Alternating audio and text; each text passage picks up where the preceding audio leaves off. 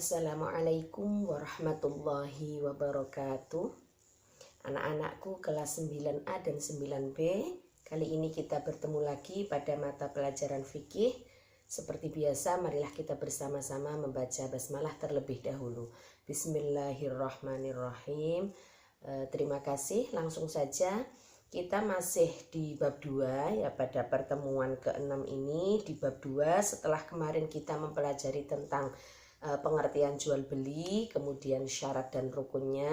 Pada pertemuan kali ini kita akan membahas tentang jual beli yang terlarang ya. Jadi sebenarnya seperti apa sih jual beli yang terlarang menurut syariat Islam? Bisa dilihat di halaman 27 semuanya, tolong diperhatikan biar kalian bisa paham ya. Diperhatikan di halaman 27, jual beli terlarang. Nah, jual beli terlarang ini adalah jual beli yang tidak memenuhi rukun dan syarat jual beli. Makanya dilarang, tidak memenuhi rukun dan syarat. Apa saja jual beli yang terlarang itu? Yang pertama, yaitu jual beli dengan sistem ijon. Nah, sistem ijon itu apa? Yaitu jual beli hasil tanaman yang masih berada di buahnya belum terlihat gitu ya, masih berada di pohonnya, belum terisi. Misalkan gini ya, jual beli sistem ijon itu seperti ini. Kita menjual mangga. Nah, padahal mangga itu masih berada di pohon dan masih kecil-kecil. Ya, kita secara nyata belum terlihat hasilnya, sebenarnya kisaran harganya berapa ya.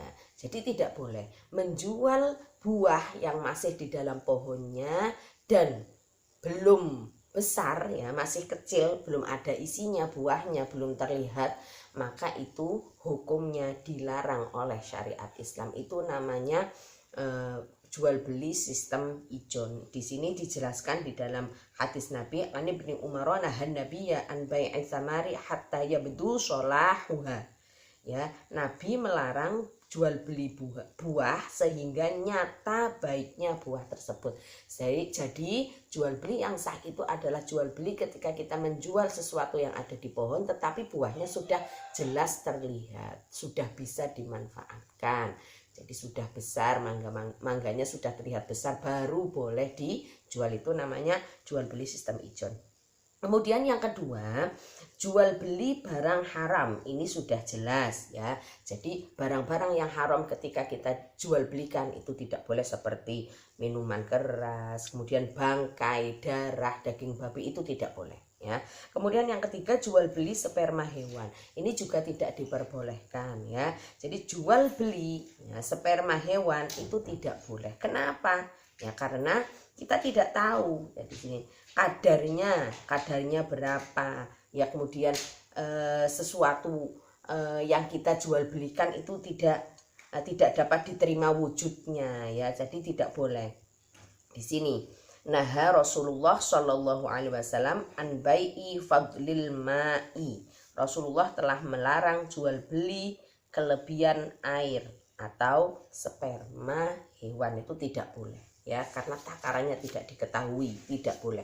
Kemudian yang keempat ya, jual beli anak binatang yang masih dalam induknya. Misalkan sampean punya sapi sedang mengandung, kemudian dijual anaknya yang masih ada dalam kandungan, belum terlihat wujudnya, tidak boleh. Jadi harus menunggu sampai sapinya lahir ya. Jadi menjual anaknya yang di dalam perut hewan itu tidak boleh.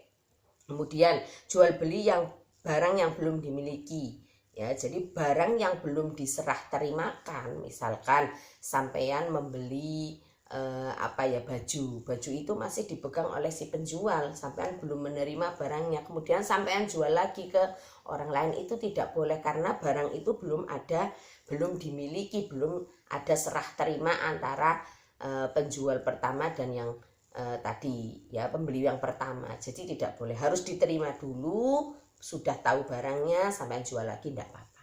Kemudian yang ke-6 itu jual beli barang yang belum jelas ya. Barang-barang yang belum jelas, belum terlihat, sesuatu yang tidak terlihat tidak boleh dijual belikan. Nah, barangnya saja belum terlihat kok dijual belikan, berarti tidak boleh. Itu ada 6 hal atau ya ada 6 transaksi jual beli yang dilarang. Yang pertama tadi sistem ijon, ya, buah yang masih di dalam pohonnya belum besar dijual tidak boleh, barang haram, tidak boleh. Sperma hewan, kemudian anak yang masih dalam kandungan hewan tidak boleh. Barang yang belum dimiliki tadi, belum kita miliki kok dijual tidak boleh. Yang terakhir barang yang belum jelas. Itu jual beli yang dilarang ada 6, diingat-ingat ya.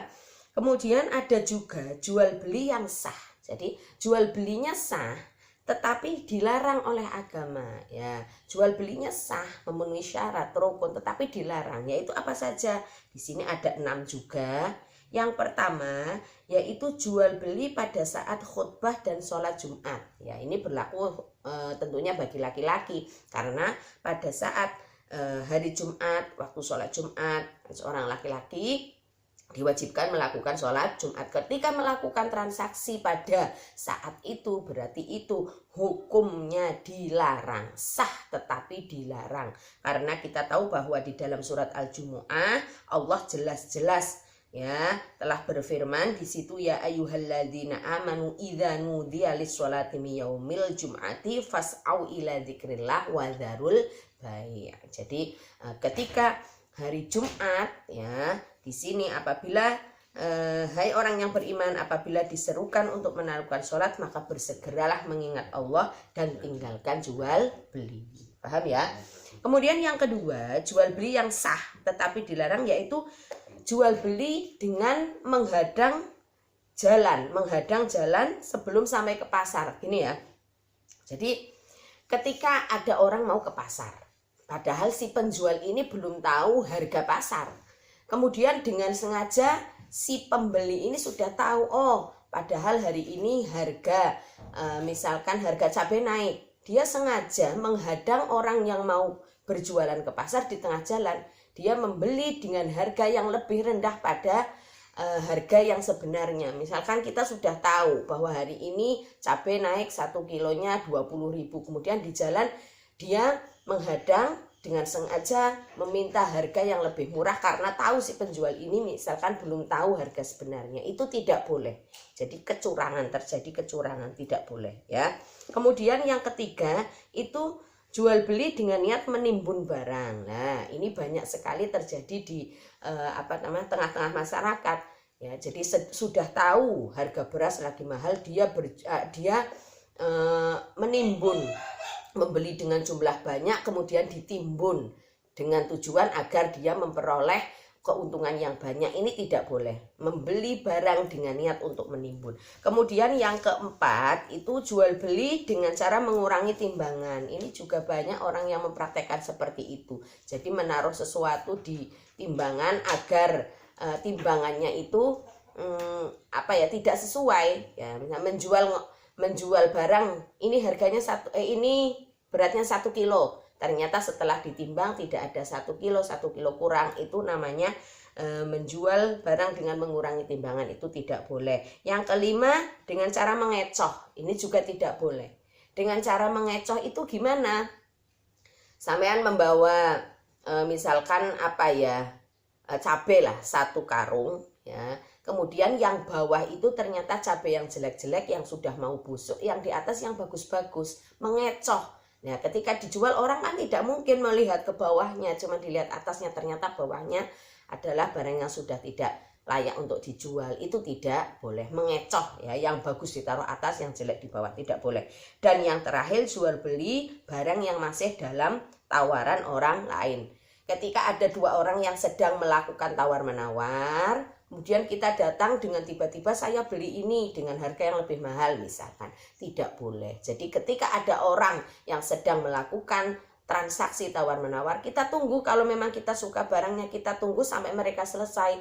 Ternyata tawar-menawar ini tidak jadi, baru barang ini kita beli. Jadi ketika barang dalam proses tawar-menawar, dalam proses transaksi, kemudian kita membeli di tengah-tengah transaksi tersebut, tidak boleh. Jadi menunggu sampai selesai baru kita ingin membeli atau baru kita membeli barang yang tadi ternyata tidak jadi. Itu Ada 6, diingat-ingat ya, ada 6, jadi jangan keliru ya antara yang terlarang dengan sah tetapi dilarang. Yang tadi kan ini terlarang ya, yang kedua ini sah tetapi dilarang. Ada 6, jual beli pada saat khutbah Jumat ya, jual beli dengan cara menghadang orang di jalan, kemudian jual beli dengan niat menimbun, jual beli dengan mengurangi timbangan, jual beli dengan cara mengecoh, dan jual beli yang masih dalam tawaran orang lain. Itu bisa difahami untuk pertemuan kali ini. Seperti biasa kalian tetap merangkum, dipindah ke buku tulis yang tetap nanti akan saya nilai hasilnya. Itu saja, mudah-mudahan bermanfaat. Marilah kita tutup dengan membaca hamdalah. Alhamdulillahirabbil alamin. Wassalamualaikum warahmatullahi wabarakatuh.